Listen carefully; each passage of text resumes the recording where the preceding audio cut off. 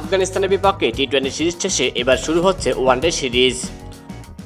তবে one day series শুরু হওয়ার আগে গণমাধ্যমে ব্যাটসম্যানদের নিয়ে বিস্ফোরক মন্তব্য করেন বাংলাদেশের তরুণ pacer Tanzim Hasan Shakib.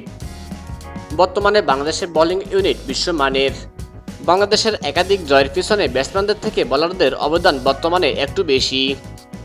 Bowling unit ধারাবাহিকভাবে পারফরমেন্স করলেও ব্যাটসম্যানরা তাদের ধারাবাহিকতা বজায় রাখতে পারছে না। এশিয়া কাপে পাকিস্তানের বিপক্ষে অঘোষিত সেমিফাইনালে 135 রান চেজ করতে পারেনি বাংলাদেশি ব্যাটাররা।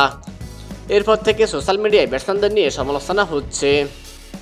এবার সেই সমালোচনায় যুক্ত হলেন বাংলাদেশের তরুণ পেসার তানজিম হাসান সাকিব। গতকাল গণমাধ্যমে মুখোমুখি হন তিনি। গণমাধ্যমে তিনি বলেন, আমাদের ব্যাটসম্যানরা টি-20তে যখন 200 রান প্রতিনিয়ত চেজ করতে পারবে তখন আমরা আরও বেশি ম্যাচ জিততে পারবো। বড় দলগুলোর বিপক্ষে সবসময় 150 কিংবা 160 রানের টার্গেট আসবে না।